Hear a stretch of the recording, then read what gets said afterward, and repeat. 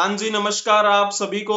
आप सभी का स्वागत है अपने इस संस्थान ग्रैंड मास्टर 360 पर। जैसे कि आपको पता है, प्रीलिम्स 2024 को ध्यान में रखते हुए हम आपके लिए टेस्ट सीरीज लाए हैं। उसी श्रृंखला के अंतर्गत ये आपका टेस्ट सीरीज का पार्ट नंबर 39 रहेगा। तो चलिए जी, आज की कहानी हम शुरू करते हैं। सूची 1 को सूची 2 से सुमिलित कीजिए तथा सूचियों के साथ दिए गए कूट से सही उत्तर का चयन करना है। तो चलिए बताइए आप सभी, कोलकाता, मद्रास और बॉम्बे में विश्वविद्यालयों की स्थापना कब हुई थी? तो आप कहेंगे 1857 में हुई। और इस समय कौन सा ब्रिटिश अधिकारी था यहाँ पे? तो आप कहेंगे लॉर्ड कैनिंग का टाइम पीरियड चल रहा था। इस कैनिंग के समय में ही क्या हुआ था? 1857 की क्रांति हुई। इसी कैनिंग के समय में भारत सरकार अधिनियम 1858 पारित किया गया था। इसका टाइम पीरियड कब से कब तक रहा? 1856 से लेकर 1862 तक रहा। इसके दो टाइम पीरियड आप मान के चल सकते हैं। पहला टाइम पीरियड 1856 से 1858 तक का और दूसरा 1858 से 1862 तक का। आपको पता है 1858 में भारत सरकार अधिनियम पारित हुआ था, जिसके तहत ईस्ट इंडिया कंपनी का उन्मूलन कर दिया गया, यानी कि ईस्ट इंडिया कंपनी का जो शासन चल रहा था उसे समाप्त कर दिया गया और सीधा का सीधा जो अधिकार था वो ब्रिटिश क्राउन के हाथों में चला गया। तो 1856 से लेकर 1858 तक यह कैनिंग भारत का अंतिम गवर्नर जनरल रहा। भारत का अंतिम गवर्नर जनरल। और जब ये अधिनियम पारित कर दिया गया, उसके साथ ही यहां पर हमें वायसराय का पद देखने को मिला। तो यही भारत का प्रथम वायसराय बना। भारत का प्रथम वायसराय। वायसराय का मतलब होता है महारानी का प्रतिनिधि, यानी कि अब शासन किसके हाथ में था इस अधिनियम के लागू होने के बाद? तो आप कहेंगे महारानी के हाथों में। तो उसने अपना प्रतिनिधि जो बनाया उसे हम कहते हैं वायसराय। तो ये भारत का प्रथम वायसराय भी रहा। तो इस प्रकार आपको ये पॉइंट ध्यान में रखना है। अब हम चलते हैं बी पॉइंट को देखने के लिए। भारतीय राष्ट्रीय कांग्रेस की स्थापना कब हुई थी? तो आप कहेंगे ये बात है 1885 की। और उस समय कौन सा ब्रिटिश अधिकारी था यहाँ पर? तो आप कहेंगे उस समय तो डफरिन का टाइम पीरियड चल रहा था, डफरिन। और ये जो डफरिन है वो कब से कब तक रहा? 1884 से 1888 तक रहा। इसी डफरिन के समय में ए ओ हयूम के नेतृत्व में 28 दिसंबर 1885 को बॉम्बे के गोकुलदास तेजपाल संस्कृत कॉलेज में भारतीय राष्ट्रीय कांग्रेस की स्थापना की गई थी। और भारतीय राष्ट्रीय कांग्रेस का पहला अधिवेशन भी कहां पे हुआ? बॉम्बे में ही हुआ। और इस पहले अधिवेशन में अध्यक्षता किसने की थी? तो नाम आता है व्योमेश चंद्र बनर्जी का। तो इस प्रकार आपको ये बिंदु ध्यान में रखना है। अब तीसरे पॉइंट के बारे में हम जानने का प्रयास करते हैं। भारतीय विश्वविद्यालय अधिनियम ये कब पारित हुआ था? तो आप कहेंगे ये 1904 में पारित हुआ था। 1904 में जब ये पारित हुआ तब कौन सा अधिकारी था यहाँ पर? तो आप कहेंगे कर्जन का टाइम पीरियड चल रहा था। और ये कर्जन कब से कब तक रहा? तो ये कर्जन 1899 से 1905 तक रहा था। इसी कर्जन के समय में 1902 में एक विश्वविद्यालय आयोग की नियुक्ति हुई थी। और उसी आयोग की सिफारिशों के आधार पे 1904 में भारतीय विश्वविद्यालय अधिनियम पारित कर दिया गया। यही है वो कर्जन जिसने बंगाल का विभाजन किया था 1905 में। ठीक है ना? तो ये पॉइंट भी आपका कवर हुआ। अब चलो हम देखते हैं फोर्थ पॉइंट के बारे में। तो क्वेश्चन तो आपका ठीक हो ही गया है, लेकिन हम थोड़ा सा एक्सप्लेन कर लेते हैं। वर्नाक्यूलर प्रेस एक्ट का निरसन कब हुआ था? तो ये बात है 1882 की। तो जैसे हम बात करते हैं वर्नाक्यूलर प्रेस एक्ट था क्या, तो ये वर्नाक्यूलर प्रेस एक्ट 1878 में पारित किया गया था लीटन के द्वारा। लीटन ने वर्नाक्यूलर प्रेस एक्ट पारित करते हुए भारत में भारतीय भाषा में छपने वाले पत्र पत्रिकाओं पर प्रतिबंध लगा दिया था। तो फिर बाद में लीटन का टाइम पीरियड पूरा हो गया, फिर रिपन की एंट्री होती है। और ये रिपन 1880 से 1884 तक रहा। इस रिपन ने अपने कार्यकाल के शुरू होने के 2 साल बाद यानी कि 1882 में इस वर्नाक्यूलर प्रेस एक्ट को निरस्त कर दिया यानी कि खत्म कर दिया। तो वर्नाक्यूलर प्रेस एक्ट को लाया कौन था? लीटन। लीटन का टाइम पीरियड 1876 से 1880 तक रहा। लीटन इसे लेकर आया, लीटन ने इसे पारित करवाया, भारतीय भाषाओं में छपने वाले पत्र पत्रिकाओं पर प्रतिबंध लगाया। लेकिन जब रिपन की एंट्री हुई तो रिपन ने इस वर्नाक्यूलर प्रेस एक्ट को निरस्त कर दिया। तो इस प्रकार आपको ये बिंदु ध्यान में रखना है। अब आप कौन सा इसमें से टिक करेंगे तो ध्यान से आप इसमें देख लीजिए। A1, B4, C2, D3, जिन्होंने डी ऑप्शन टिक किया था ना उनका बिल्कुल ठीक रहेगा। D option will be right answer for this question. चलो जी, अब आप इसके बारे में बताने का प्रयास करेंगे। नवपाषाण कालिक स्थल बुर्जहोम रिक्त स्थान में स्थित है। तो आपके सामने 4 ऑप्शन दिए गए हैं, जल्दी से आप बताने का प्रयास करेंगे कहां रहेगा ये। तो जिन्होंने ऑप्शन टिक किया है ना जम्मू कश्मीर, उनका बिल्कुल ठीक रहेगा। नवपाषाण कालिक स्थल बुर्जहोम कश्मीर की घाटी में है, ये कश्मीर घाटी में स्थित है। और आपने नाम सुना होगा श्रीनगर का, तो श्रीनगर से ज्यादा दूर नहीं है, श्रीनगर से लगभग मोटा मोटा मान के चल सकते हैं 6 मील यानी 10 किलोमीटर के आसपास का फासला है इन दोनों के बीच में। वहां पर एक बाग है जिसे हम बोलते हैं शालीमार बाग। शालीमार बाग, उस शालीमार बाग के ये मान के चलो यहाँ पे ये शालीमार जो शालीमार बाग बना हुआ है, उस बाग के ये उत्तर पश्चिमी दिशा में पड़ता है। ये आपकी उत्तर दिशा हुई और ये आपकी कौन सी हुई? दक्षिणी दिशा, यानी कि शालीमार बाग के ये इस डायरेक्शन में है। ठीक है, इस क्षेत्र को क्या बोला जाता है? प्लेस ऑफ बिर्च कहा जाता है। Place of birch, place of birch.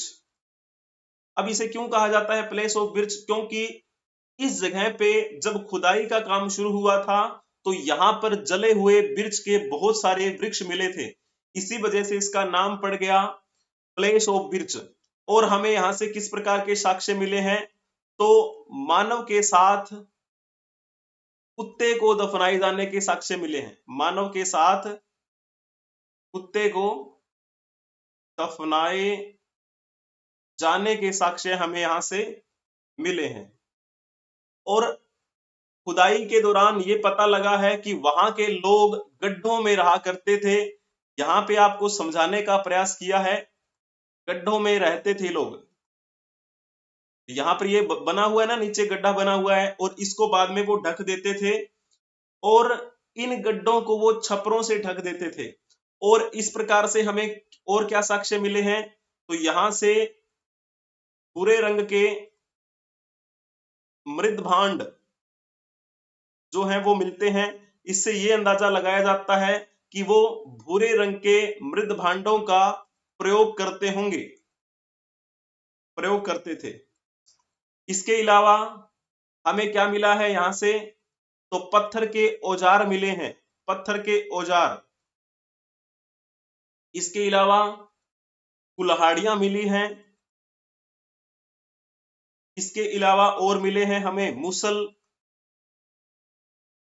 हड्डी के बने हुए सुए, सुइयां। ठीक है, तो इस प्रकार हमें ये बातें ध्यान में रखनी है नवपाषाण कालिक स्थल बुर्जहोम के बारे में। ठीक है ना, तो ये पॉइंट आपका क्लियर हो गया, बहुत ही बढ़िया। इसमें आपका कोई भी जो पॉइंट है वो गलत नहीं होना चाहिए। अब आप इसके बारे में बताने का प्रयास करेंगे। तीसरा पॉइंट आपके सामने लिखा है, निम्नलिखित में से किसने भारत में कुषाण साम्राज्य की नींव रखी थी? जल्दी से आप बताने का प्रयास करेंगे कुषाण साम्राज्य की नींव किसने रखी? जिन्होंने लिखा होगा ना इसमें कुजुल कड़फिसेस, उनका बिल्कुल ठीक रहेगा। कुषाण साम्राज्य के जो राजा महाराजा हुए उनके समय में भारत में बहुत सारे, जैसे हम बात करते हैं, क्षेत्रों में उन्नति मिली।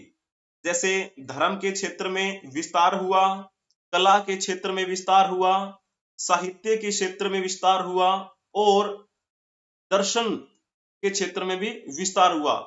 जैसे हम बात करते हैं, एक चीन की जाति थी यू ची जनजाति, उस जाति का विघटन हो गया, उसी की एक आप श्रृंखला कह सकते हैं कुषाण को। और इस कुषाण परंपरा की शुरुआत भारत में किसने की थी, तो नाम आता है कुजुल कडफिसेस का। और ये कुजुल कडफिसेस कुषाण वंश का सबसे पहला विख्यात शासक हुआ। शासनकाल के आरंभ में ही इसने यानी कि कुजुल कडफिसेस ने काबुल घाटी में जो यूनानी रह रहे थे ना, उनको हरा दिया। काबुल घाटी में रह रहे यूनानियों को हराया। फिर बाद में वो क्षेत्र अपने अधिकार में कर लिया और उसके कुछ टाइम बाद में फिर क्या किया, जो पहलव थे उनको भी हराया। पहलव भी आक्रमणकारी थे ना, जिनको हम क्या बोलते हैं, पार्थियन बोल देते हैं। तो जो पार्थियन थे उनको भी हराया इस कुजुल कडफिसेस ने। फिर करते करते गंधार पर भी आक्रमण कर दिया और अफगानिस्तान पर भी आक्रमण करके वहां पर अपना अधिकार किया। और इसके समय में जो सिक्के चला करते थे, उन सिक्कों को रोमन सम्राट अगस्टस के सिक्कों के अनुरूप जारी किया था। ठीक है, तो आप ये कह सकते हैं सिक्के जारी किए। सिक्के जारी किए किस तरह के, तो रोमन स्टाइल में आप कह सकते हैं, रोमन स्टाइल में, क्योंकि रोमन सम्राट थे एक अगस्टस के जो सिक्के चला करते थे उसी तरीके के ये जारी किए थे। फिर जैसे हम बात करते हैं कुजुल कडफिसेस किस धर्म को मानता था, तो ये बौद्ध धर्म का अनुयायी था, ऐसा माना जाता है, अनुयायी। फिर जैसे इस कुजुल कडफिसेस के बारे में बात करने के बाद यहाँ पर एक और राजा हमें देखने को मिलता है, तो उसका नाम आता है विमतक्षम। विमतक्षम ने भी क्या है, अपने इस साम्राज्य को थोड़ा आगे बढ़ाया और फिर आया विम कडफिसेस।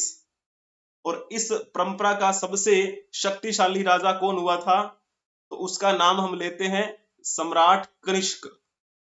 सम्राट कनिष्क सबसे शक्तिशाली राजा हुआ इस परंपरा का। इस कनिष्क के समय में कहा जाता है कि वैसे तो टाइम पीरियड को लेकर अलग अलग मत हैं, लेकिन इतिहासकारों का मानना है कि 78 ईस्वी में ही इस सम्राट कनिष्क का राज्यारोहण हुआ था, राज्यारोहण। और इसी सम्राट कनिष्क के समय में 78 ईस्वी में चतुर्थ बौद्ध संगीति का आयोजन किया गया। चतुर्थ बौद्ध संगीति का आयोजन 78 ईस्वी में सम्राट कनिष्क के सानिध्य में हुआ। और कहां पे हुआ था, तो आप कहेंगे कुंडलवन कश्मीर में, कुंडलवन कश्मीर। और इसमें यानी कि चतुर्थ बौद्ध संगीति में अध्यक्षता करने वाले कौन थे, एक का नाम था वसुमित्र जो अध्यक्ष बने थे, और एक का नाम था अशव घोष जो कि उपाध्यक्ष बने थे। दोनों ही अच्छे विद्वान थे। ठीक है, वसुमित्र के द्वारा लिखी गई रचना का नाम आता है, उसका नाम है महाविभास सूत्र, महाविभास सूत्र। और अशव घोष की जब हम बात करते हैं, इन्होंने कौन सी रचना लिखी थी, तो एक का नाम आता है सूत्रालंकार और एक का नाम आता है आपका बुद्ध चरितम, जिसे बौद्धों की रामायण कहा जाता है, जिसमें महात्मा बुद्ध के चरित्र का वर्णन किया गया है, उसे कहते हैं बुद्ध चरितम। सम्राट कनिष्क के समकालीन बहुत सारे कवि हुए थे। जैसे हम बात करते हैं, एक का नाम था नागार्जुन, जिन्होंने लिखी थी रचना माध्यमिक सूत्र, जिसमें उन्होंने सापेक्षता के सिद्धांत के बारे में बताया है। वराहमिर की बात करते हैं तो वो भी इन्हीं के समकालीन थे। और जैसे हम बात करते हैं एक राजवेद, ठीक है, वो राजवेद चरक, जिन्होंने चरक संहिता लिखी थी, वो भी इन्हीं के समय की बात है। तो साहित्य की दृष्टि से भी बड़ा महत्वपूर्ण ये रहा एरा इस कुषाण वंशीय समय का। फिर 78 ईस्वी में ही क्या हुआ था, इनके द्वारा शक संवत की शुरुआत की गई थी। शक संवत की शुरुआत 78 ईस्वी में की गई थी। और ये शक संवत हमारे भारत का राष्ट्रीय संवत है। तो क्या आप ये बता सकते हैं कि ये जो शक संवत है, ये कब हमारा राष्ट्रीय संवत स्वीकार किया गया था? तो अगर जिन्होंने बताया है 22 मार्च 1957, उनका बिल्कुल ठीक रहेगा। शक संवत को 22 मार्च 1957 के दिन राष्ट्रीय संवत के रूप में स्वीकार किया गया, राष्ट्रीय संवत। तो ये पॉइंट आपका क्लियर हो गया, बहुत ही बढ़िया। चलो जी, अब आप नेक्स्ट क्वेश्चन के बारे में बताने का प्रयास करेंगे। भारतीय राष्ट्रीय कांग्रेस के निम्नलिखित में से किस अधिवेशन या अधिवेशनों की अध्यक्षता मदन मोहन मालवीय ने की थी? तो जल्दी से आप बताने का प्रयास करेंगे मदन मोहन मालवीय के बारे में। तो इसमें आपका बिल्कुल भी गलत नहीं होना चाहिए। यहाँ पे सबसे पहले हम समझने का प्रयास करते हैं, जो ये आपका अधिवेशन हुआ था मुंबई में, मुंबई का जो अधिवेशन 1904 में हुआ, इस अधिवेशन में अध्यक्षता करने वाले व्यक्ति कौन थे? तो नाम आता है सर हेनरी कॉटन। यानी कि आपका कौन सा पॉइंट नहीं हो सकता? ना तो आपका ए पॉइंट हो सकता है, ना ही आपका बी हो सकता है। तो फिर जैसे हम बात कर लेते हैं सेकंड के बारे में, लाहौर अधिवेशन जो 1909 में हुआ था, उसमें अध्यक्षता किसने की थी? तो आप कहेंगे मदन मोहन मालवीय ने की थी, मदन मोहन मालवीय। तो बहुत ही बढ़िया है। फिर जब हम बात कर रहे होते हैं दिल्ली अधिवेशन 1918 की, तो ये जो दिल्ली अधिवेशन 1918 में हुआ, इसमें अध्यक्षता किसने की थी? तो नाम आता है सैयद हसन इमाम। सैयद हसन इमाम की अध्यक्षता में 1918 का दिल्ली अधिवेशन संपन्न हुआ। फिर जब बात कर रहे होते हैं हम लास्ट पॉइंट की, यानी कि अमृतसर अधिवेशन, सॉरी, इसमें ना जो सैयद हसन इमाम है, उन्होंने अध्यक्षता की थी 1918 के मुंबई अधिवेशन की, ठीक है ना, मुंबई अधिवेशन। लेकिन जो दिल्ली का अधिवेशन हुआ था, उस दिल्ली के अधिवेशन में अध्यक्षता करने वाले मदन मोहन मालवीय ही थे, ठीक है ना। तो मदन मोहन मालवीय ने 2 अध्यक्षता की थी। तो 1918 में भारतीय राष्ट्रीय कांग्रेस के 2 अधिवेशन हुए, एक तो हुआ मुंबई में और एक हुआ था आपके दिल्ली में। तो 1918 का जो दिल्ली में अधिवेशन हुआ था, उसमें अध्यक्षता करने वाले मदन मोहन मालवीय थे, और दिल्ली में जो अधिवेशन हुआ था, तो इसमें आपको ये पॉइंट टिक कर देना है। तो दूसरा और तीसरा जो है 1909 में और 1918 में मदन मोहन मालवीय ने अध्यक्षता की थी, यानी कि दूसरा और तीसरा, यानी सी ऑप्शन जिन्होंने टिक किया है उनका बिल्कुल ठीक रहेगा। तो पॉइंट फोर्थ बच गया है 1919 का अमृतसर अधिवेशन। इस 1919 के अमृतसर अधिवेशन में मोतीलाल नेहरू ने अध्यक्षता की। मोतीलाल नेहरू पंडित जवाहरलाल नेहरू के पिताजी, उन्होंने 1919 के अमृतसर अधिवेशन की अध्यक्षता की। तो यहाँ पर आप फोटो देख पा रहे होंगे, यहाँ पर, अच्छा फोटो ऐड नहीं हुई है, कोई बात नहीं, शायद आगे पीछे हो गई होगी, है ना। चलो कोई दिक्कत नहीं है। तो मदन मोहन मालवीय के बारे में अगर हम बताएं, तो इनको महामना कहा जाता है, महामना। तो इनको महामना की उपाधि किसने दी थी? तो नाम आता है महात्मा गांधी का। महात्मा गांधी के द्वारा इनको महामना की उपाधि दी गई थी, ठीक है। चलो जी, अब हम चलते हैं नेक्स्ट क्वेश्चन की ओर। आप इसके बारे में भी बताने का प्रयास करेंगे। पश्चिमी भारत के किस धार्मिक सुधारक को लोकहितवादी कहा जाता है? किसको कहा जाता है लोकहितवादी? जल्दी से आप बताने का प्रयास करेंगे। जिन्होंने लिखा होगा ना गोपाल हरि देशमुख, उनका बिल्कुल ठीक रहेगा। गोपाल हरि देशमुख जो एक धार्मिक सुधारक थे, 1823 से लेकर 1892 तक ये इस धरती पर रहे, और ये भारतीय कार्यकर्ता, एक अच्छे विचारक, अच्छे समाज सुधारक और एक बेहतरीन लेखक भी थे, ठीक है। उन्होंने महाराष्ट्र में सामाजिक सुधार आंदोलन में हिस्सा लिया। महाराष्ट्र इनका क्या था? इनका कर्म क्षेत्र रहा, इनकी कर्म भूमि रहा।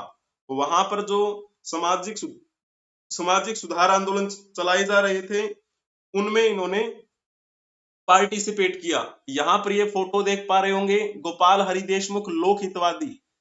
तो इनके ऊपर पुस्तक लिखी है डॉक्टर एकनाथ टोणे ने, तो इनके द्वारा रचित है। ये है लेखक, किसके बारे में लिखते हैं ये? गोपाल हरि देशमुख, जिनको लोकहितवादी कहा जाता है। उनके बारे में इन्होंने ये पुस्तक लिखी है। गोपाल हरि देशमुख के बारे में कहा जाता है कि इन्होंने लेख भी लिखा था। एक साप्ताहिक पत्र छपता था, साप्ताहिक पत्रिका, जिसका नाम था प्रभाकर। उस प्रभाकर पत्रिका के लिए महाराष्ट्र में सामाजिक विकास पर ये लेख लिखते थे। लेखन कार्य किया प्रभाकर के लिए इन्होंने, ठीक है।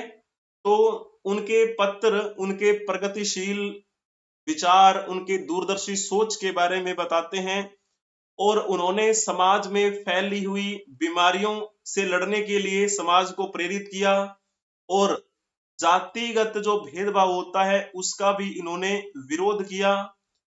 दहेज प्रथा का भी इन्होंने विरोध किया।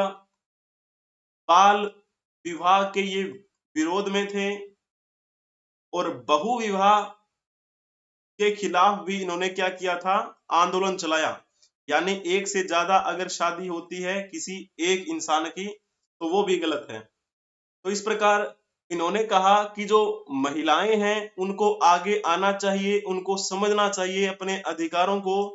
तो महिलाओं को शिक्षा के लिए प्रेरित किया गोपाल हरि देशमुख, ठीक है। और ये एक ब्राह्मण परिवार में जन्मे थे।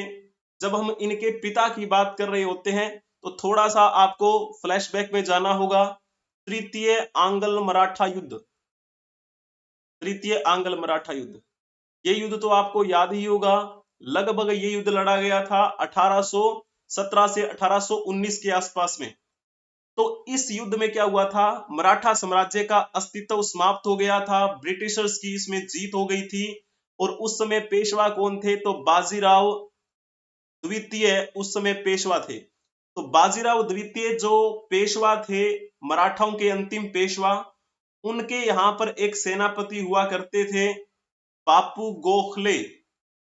बापू गोखले जो सेनापति थे, उन सेनापति बापू गोखले के यहाँ पर गोपाल हरि देशमुख के पिता कोषाध्यक्ष थे, ठीक है ना। तो इनके पिता कोषाध्यक्ष थे बापू गोखले के यहाँ पे, और बापू गोखले बाजीराव द्वितीय के सेनापति थे। तो इस प्रकार थोड़ा सा विस्तार से मैंने आपको बताने का प्रयास किया है। ये कहानी जुड़ चुकी है मराठाओं के समय में, ठीक है। तो चलिए जी, ये बात भी आपकी क्लियर हुई। और इनके ऊपर पुस्तक किसने लिखी है, डॉक्टर एकनाथ डोणे ने, और ये अमेजन से उठाया है मैंने चित्र आपको समझाने के लिए। अब आप नेक्स्ट क्वेश्चन के बारे में बताने का प्रयास करेंगे। राजा राम मोहन राय ने रिक्त स्थान में बंगाली में संवाद कौमुदी और रिक्त स्थान में फारसी में मिरात उल अखबार का प्रकाशन शुरू किया। तो जल्दी से आप बताने का प्रयास करेंगे। राजा राम मोहन राय, जब हम बात करते हैं इनको राजा की उपाधि किसने दी थी, तो नाम आता है अकबर सेकंड का, जो कि मुगलों के एक शासक थे। राजा राम मोहन राय को हम आधुनिक भारत का अग्रदूत कहते हैं, आधुनिक भारत का अग्रदूत। और इनको भारतीय पत्रकारिता का भी अग्रदूत कहा जाता है, भारतीय पत्रकारिता का अग्रदूत राजा राम मोहन राय। इन्होंने क्या किया था, इन्होंने 1821 में बंगाली भाषा में संवाद कौमुदी का प्रकाशन किया और अगले साल 1822 में फारसी भाषा में मिरात उल अखबार का प्रकाशन शुरू किया। यहाँ पर आप इनकी फोटो देख पा रहे होंगे। ये देखिए, इनका जन्म 22 मई 1772 को हुआ था बंगाल में। बंगाल में एक जगह पड़ती है राधानगर। ये भी एक ब्राह्मण परिवार में जन्मे थे, लेकिन इन्होंने जो भी कुरीतियां समाज में फैली हुई थी जातिगत आधार पे, वो सब कुरीतियों का इन्होंने विरोध किया। और इन्होंने फारसी भाषा, अरबी भाषा, इंग्लिश भाषा, हिंदी भाषा, अनेक भाषाओं के बारे में ज्ञान अर्जित किया। अनेकों जो हम दार्शनिकों की बात करते हैं, चाहे प्लेटो चाहे अरस्तु की बात करें, इन सब के बारे में इन्होंने जानकारी हासिल की। 1803 से लेकर 1814 तक ये ईस्ट इंडिया कंपनी के यहाँ पर निजी दीवान के रूप में कार्यरत रहे, दीवान के रूप में काम करते रहे। फिर 1814 में इन्होंने क्या कर दिया, नौकरी से इस्तीफा दे दिया, नौकरी से इस्तीफा। फिर इन्होंने सोचा कि अब अपना जीवन जो है वो धार्मिक, सामाजिक और राजनीतिक सुधारों के प्रति ही चलाना है, और करते करते फिर इन्होंने कई काम किए। 1815 में ही इन्होंने फिर क्या किया था, एक ऐसा सामाजिक सुधार किया जिसे हम क्या बोलते हैं, समाज आत्मीय सभा की स्थापना। तो आत्मीय सभा की स्थापना इन्होंने की। जाति व्यवस्था, छुआछूत, अंधविश्वास और इन सब के विरोध में इन्होंने ये कार्य किया। फिर समय जैसे जैसे बीतता गया, 1817 में इन्होंने एक जो स्कूल बनाया था जिसे हम क्या बोलते हैं, हिंदू कॉलेज। हालांकि हिंदू कॉलेज की स्थापना के पीछे हाथ किसका था, डेविड हेयर। तो डेविड हेयर के भी प्रयास थे इसमें, तो हिंदू कॉलेज की स्थापना हुई। फिर करते करते जैसे हम बात करते हैं 1821 के आसपास की, 1821 में इन्होंने क्या किया था, बांग्ला भाषा में संवाद कौमुदी का प्रकाशन शुरू किया। संवाद कौमुदी ये क्या था, साप्ताहिक पत्रिका थी, साप्ताहिक। और 1821 में ही एक पत्रिका और थी, उसका नाम क्या था, ब्राह्मणवादी पत्रिका। तो ब्राह्मणवादी पत्रिका का प्रकाशन भी 1821 में हुआ। फिर जब हम बात करते हैं अगले साल की, 1822 में इन्होंने क्या किया, तो फारसी में इन्होंने एक अखबार की शुरुआत की जिसे क्या बोलते हैं हम, मिरात उल अखबार। मिरात उल अखबार ये फारसी भाषा में था, ये भी साप्ताहिक ही था। इस प्रकार ये पॉइंट आपका कवर हो गया इसमें 1822 में। फिर हम चलते हैं 1825 में। 1825 में राजा राम मोहन राय ने वेदांत कॉलेज की स्थापना की, वेदांत कॉलेज की स्थापना। इस कॉलेज में भारतीय शिक्षण और पश्चिमी सामाजिक एवं भौतिक विज्ञान दोनों पाठ्यक्रमों को पढ़ाया जाता था। फिर इन्होंने इस वेदांत कॉलेज की स्थापना के 3 साल बाद 1858 में सती प्रथा को अवैध घोषित करवाया। सती प्रथा का उन्मूलन कब किया गया, 1828 में किया गया। किसके प्रयासों से, तो आप कहेंगे राजा राम मोहन राय के प्रयासों से। और उस समय अधिकारी कौन था, तो लॉर्ड विलियम बेंटिक का टाइम पीरियड चल रहा था। तो 1829 की बात है, 1829। 1828 में इन्होंने क्या किया था, ब्रह्म समाज की स्थापना की, ब्रह्म समाज। तो ब्रह्म समाज की स्थापना 1828 में हुई और 1829 में सती प्रथा का उन्मूलन किया। 1830 में चले गए थे ये इंग्लैंड में, और वहां पर इन्होंने सिफारिश की मुगलों के शासक अकबर सेकंड की। तो अकबर सेकंड ने इनको उपाधि दी थी राजा की, और 1833 में इनकी मृत्यु हो गई थी। तो इस प्रकार इन्होंने क्या है, अपना जीवन भारतीय समाज के लिए दिया और अपनी बेहतरीन, आप कह सकते हैं, इन्होंने सेवाएं दी। भारतीयकरण और न्यायपालिका से कार्यपालिका को अलग करने की मांग भी की। भारतीय एवं यूरोपीय लोगों के बीच में समानता होनी चाहिए, इस बात को भी मुख्य रूप से इन्होंने सामने रखा था। ठीक है, तो चलो जी, अब आप एक क्वेश्चन और बता दीजिए जल्दी से। मगध के निम्नलिखित शासकों को उनके शासन के कालक्रम में रखिए। तो यहाँ पर आपको 4 राजाओं के नाम लिखे हुए हैं, तो बताने का प्रयास करेंगे। तो जैसे हम प्राचीन भारत की बात करते हैं, तो सबसे पहला वंश हम देखते हैं बृहद्रथ वंश। इस बृहद्रथ वंश की स्थापना किसने की थी, बृहद्रथ ने। और इसी बृहद्रथ के बेटे हुए थे जरासंध, जिनकी लड़ाई भीम के साथ हुई और भीम ने उनको मार दिया था। फिर करते करते एक नया वंश शुरू हुआ जिसे हम बोलते हैं प्रद्योत वंश। प्रद्योत के पिता पुलीक हुआ करते थे। पुलीक ने बृहद्रथ वंश के अंतिम राजा रिपुंजय को मार दिया और अपने बेटे को गद्दी पर बैठा दिया। प्रद्योत उनके बेटे का नाम था, इसी वजह से ये नाम प्रद्योत वंश पड़ गया। फिर प्रद्योत वंश के बाद में हर्यक वंश हमें देखने को मिल रहा है। हर्यक वंश के संस्थापक थे कौन, तो नाम आता है बिंबिसार का। बिंबिसार ये 6ठी सदी ईसा पूर्व की बात है, जिस समय महात्मा बुद्ध थे। महात्मा बुद्ध के ये समकालीन थे। एक बार कहा जाता है कि महात्मा बुद्ध की तबीयत खराब हो गई थी, तो महात्मा बुद्ध की सेवा के लिए बिंबिसार ने अपने राजवैद्य जीवक को भेजा था कि वो उनकी सेवा करें। और महात्मा बुद्ध जो है ना, इनके संबंध बताए जाते हैं बिंबिसार के साथ कि इनकी अच्छी उठ बैठ थी, इनका एक अच्छा समन्वय था। तो बिंबिसार ने अपने साम्राज्य के विस्तार के लिए शादियां भी बहुत की थी।